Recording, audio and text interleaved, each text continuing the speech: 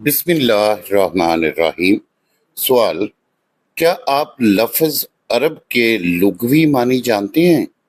جواب: لفظ عرب کے لغوی معنی ہیں صحرا اور بے آب و گیا سرزمین، یعنی ایسی سرزمین، ایسی زمین جس پر سبزہ اور پانی نہ ہونے کے برابر ہے۔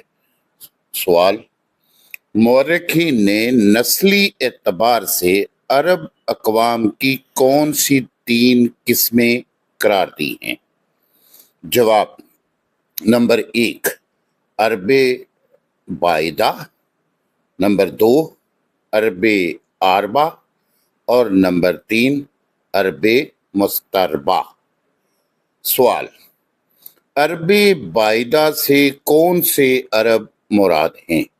جواب: وہ قدیم عرب قبائل اور قومیں جو بالکل ناپید ہو گئی ہیں، مثلاً قوم عاد، قوم سمود وغیرہ۔ سوال: عرب عاربہ سے کون سے عرب مراد ہیں؟ جواب: وہ عرب قبائل جو یارب بن جشب قحطان کی نسل سے ہیں، انہیں قحطانی عرب بھی کہا جاتا ہے۔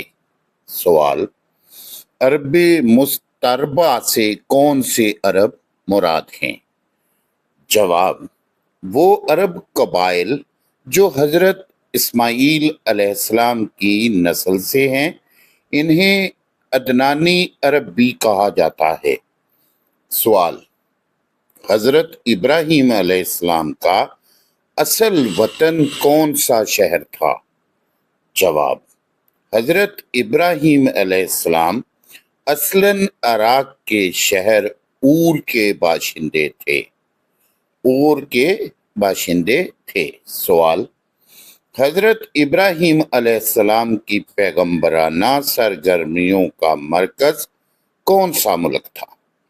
جواب: حضرت ابراہیم علیہ السلام کی پیغمبرانہ سرگرمیوں کا مرکز فلسطین تھا۔ سوال: حضرت ابراہیم علیہ السلام کی پہلی بیوی کا کیا نام تھا؟ جواب: حضرت ابراہیم علیہ السلام کی پہلی بیوی کا نام حضرت سارہ علیہ السلام تھا۔ سوال: حضرت ابراہیم علیہ السلام کی دوسری بیوی کا کیا نام تھا؟ جواب: حضرت ابراہیم علیہ السلام کی دوسری بیوی کا نام حضرت ہاجرہ علیہ السلام تھا۔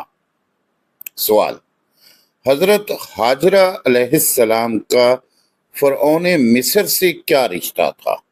جواب: حضرت ہاجرہ علیہ السلام فرعون کی بیٹی تھی۔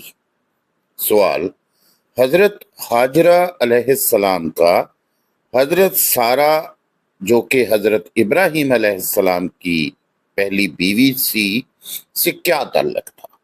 جواب: فرعون نے اپنی بیٹی حضرت ہاجرہ علیہ السلام کو حضرت سارہ علیہ السلام کی خدمت میں دے دیا تھا، پھر حضرت سارہ علیہ السلام نے حضرت ہاجرہ علیہ السلام کو اپنے شوہر حضرت ابراہیم علیہ السلام کی جوزیت میں دے دیا تھا۔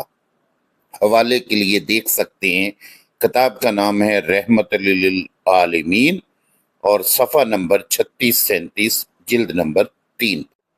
امید کرتا ہوں کہ سیرت طیبہ کے سلسلے کا یہ کوئز پروگرام جو کہ سوال و جواب کی صورت میں ہے آپ کو ضرور پسند آئے گا۔ کمنٹس میں اپنی رائے کا اظہار ضرور کیجیے۔ اجازت چاہتا ہوں۔ اللہ حامی و ناصر۔